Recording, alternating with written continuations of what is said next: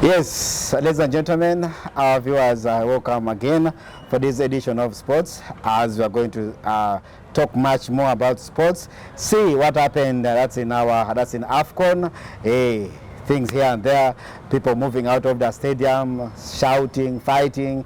Yeah, we are going to talk about it. I'm called Moses Mabruk, and I'm not alone. I'm having a friend of mine who looks so annoyed of what happened yesterday, but all in all, we'll see what will come out of him. Ladies and gentlemen, remember Morocco happened to lose, that's the finals against Senegal. That's a 1-0 in extra time. Ladies and gentlemen, allow me to take this opportunity to welcome this young man, Emma or Emma Brown. You're welcome, sir.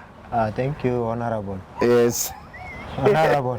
Yes. Honorable of the year. Yes. How far with the Parliament? Parliament is okay. Everything is okay. The degree, they yet to come. You have not yet got any new V8? Not yet. Okay. Yes. All right. Thank you so much. Thank you so much for having me today here. Yeah, there are a lot of dramas that happened yesterday, and that's the conclusion of the AFCON. A lot of queues from the fans, from the coach of Senegal. Yeah, it is what it is. When it comes to the game of football, there are uncertainty that you don't expect to happen, but it's normally happen, and we say that it is football. Yes. So there's nothing bad about it. Good enough that we're already having the winners. Yeah. Senegal, after clicking up the title in 2021, and this time around also taking it in the home soil of Morocco. I think it's a good one. It's a good one for one player in the name of Sadio Mane. Yes. After announcing his retirement, that he will be retiring from international football after the final of the AFCON, that is Senegal. And indeed, we saw it yesterday with much respect to him. He deserves more. Yes. Okay, thank you so much. Just from there, let us just start from there. The match from the beginning, the display over Senegal and the display over Morocco. Which display really showed you that this is the team who are really into the game and they want to win the trophy? First of all, when you look at the display of the game, taking a look at the scenes from the group stage matches, perhaps someone might say that, from the start of the competition, Morocco did not put a very good display. When you look at their game against Comoros, the game that they won against Comoros, to me, I think they did not have a good display. It's only the second game that they had is when now we started seeing Morocco putting up a very good display. Coming also to Senegal, these two countries, like there's no one who tips them to walk away with the trophy, Yes. or reaching up to the semi-final, or that's the final. But at the end of the day, the teams come with a different aspect, different mentality, different physicality and momentum into the games. I think the formation that the coach is trying to bring on the touchline, both technical on the pitch and off pitch, it really help both teams. And when you look at the display of both countries from the semi-final, Yes. I might say that both teams deserve to go to the final. And coming up yesterday to the final, when you look at the game from the past 10 minutes of the game yesterday, Yes. Senegal has much good display yesterday, and that is the host country Morocco. Because when you look at the number of chances that they created yesterday, start from Sadio Mane, Gayat, and then Idris Ghana, Yes. and players like Nicholas Jackson and Ismail Sarr. Really, it was really a very good display from these players yesterday. That to me also bravo should go to the goalkeeper of Morocco, that is Bono. Yeah. For 3 clinical saves that he did yesterday, that's really perhaps saved Morocco. Exactly. Morocco were going to lose the game from the first half, but due to the goalkeeper that they were having, the goalkeeper really helped them. I can't give any credit to any player in the pitch. Yes. But the goalkeeper did his part. That's the reason why he was crowned as the best goalkeeper of the tournament. But all in all, Senegal was the better team when you compare to the display of Morocco. Morocco played, but it is not the same display that Morocco had in the previous games. Trust me, because when you look at Morocco, the power ranking of Morocco is from the flank. When you don't have Akraf Hakim and Mazarawi, Mazarawi. you really know that there is a problem in that Morocco team.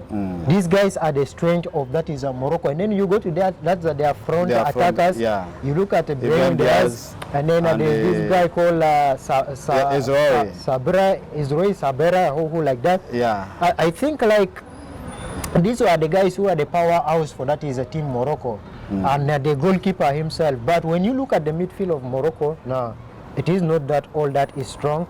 You can't compare it to the midfield of Senegal, that has the good players that are playing within the top 5 best league in the world. To me, I think Senegal deserve it 100%.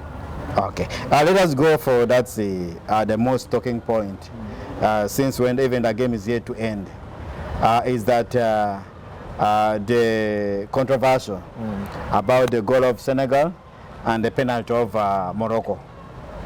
The goal of Senegal, the same guy who headed the header and caused a foul on the defender of Morocco is the same guy who caused that's an offense the other side also.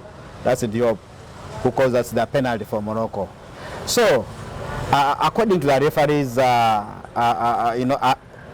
understanding, he saw that one was not it was a foul for Morocco, but he didn't go and consult the VAR. I think to me, in the other side of the judgment of the game, yesterday officiation was very poor. Yes. And this is why it will tell you that in Africa we still have a long way to go. From what has just happened in this AFCON tournament, you really know that we still have a long way to go. And a lot of things that need to be done before the Pamoja. That is next year, 2027, in Kenya, Uganda, and Tanzania. Yeah. I really feel like yesterday officiation was not good. First of all, when you look at the incident of all the penalty, and maybe let me start with the incident of the first goal of Senegal that was cancelled. That was a clean goal. I don't know the reason why the referee decided to cancel the goal. Because when you look at the person who scored the goal, there was nothing that was going to be ruling that it is an offside or like this. Or even a push. Or a push. Because what he said is that it was a push. There was anything like a push or what. It is something that always clinical that happen. Whenever it comes to that kind of situation, you know, all the players were inside the 16th box and the 18th box. So you always to expect that to happen because the person who is coming to cross the ball, to the person who is coming with the power, and you expect everything to be like rough in that situation. Yes. So to me, I feel like this is something that Senegal did not deserve yesterday. Coming into the incident of the penalty, it was really a weird decision that was taken by. That was the ever worst decision that was taken by the referee. By the referee, yeah. Because you can't be disallowing a goal the other side, and then a penalty that was not a clear penalty. You decided to consider it as a penalty. To me, I think even the best thing that the referee will have done is, at least after realizing his mistake, he was not going to do anything. So to me, I just feel like there are a lot of things that need to be done. The video assistant referee, I think sometimes they are not doing even their best. Because this machine, to me, I may not say that it is a machine that is being controlled by itself alone. It is human beings that are controlling this. Yes. They're supposed to know what is a mistake and which one is not a mistake. But definitely it was not a penalty. That's why yesterday Moroccan players were protesting until when it reached the extent whereby the coach now calling up the players to come out of the pitch. So to me, I think that feeling is always there. In the other side, you might say that the coach was not right by doing protest to his players by telling them to come outside the pitch. The other side is, as a coach in such kind of tournament, you need to behave professional. Because first of all, this is not the only stage that you're going to remain in. World Cup is coming ahead of you this year in July, and that's the US and Canada and Mexico. And you start doing such kind of things. How is it going to help later? But the Federation of Senegal, they stood with him. Yeah, they stood with him. Actually, like what I was saying, it was not right. All the decision that was made in the pitch, it was not right. But at the same time, you need to understand that this is a game of football. Yeah. This is something that unites people. Even though however you are angry in the pitch, you need to control your anger. Yeah. Who knows that Sadio Mane will be the one calling the players back? No one knew, because we have already understand who Sadio Mane has been. Yeah. Sadio Mane is the worst player when it comes to anger issues. Yes. We have seen it previously In when he was Liverpool. in Liverpool, and when he used to play for that is a Mainz in France. Yeah. And then when he went to Red Bull Salzburg. All this is the things that we started seeing from Sadio Mane.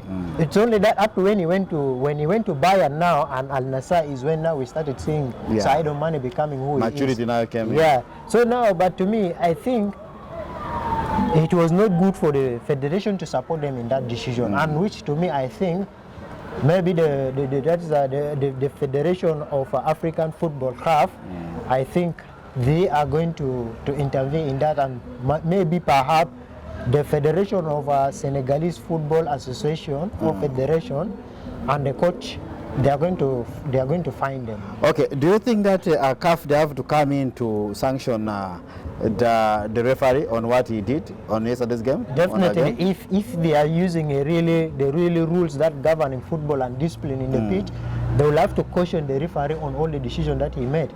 Because actually, in all the decisions that the referee made in the pitch was the one caused all those chaos yesterday Exactly. in the pitch.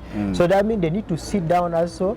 The refereeing committee in CAF has to sit down and look into that issue of the referee, what happened, what makes him to cause a lot of mess in the game. Yes. And if they are not going to take that by siding up with the referees, it is going to give like a lot of motivation to this will be happening from time to time, because the referees will be feeling like if we do this, there's nothing that is There's going to nothing happen. will be done, yes. So it is going to continue. We are not going to get a good officiation. Even that's at the qualification, the pre-qualification. Yeah. Remember the preliminary round for the AFCON qualifiers is starting in March. So that means we are not going to expect any change from that. So also the disciplinary committee of the referee committee, that's a CAF, need to take also a disciplinary action against the referee.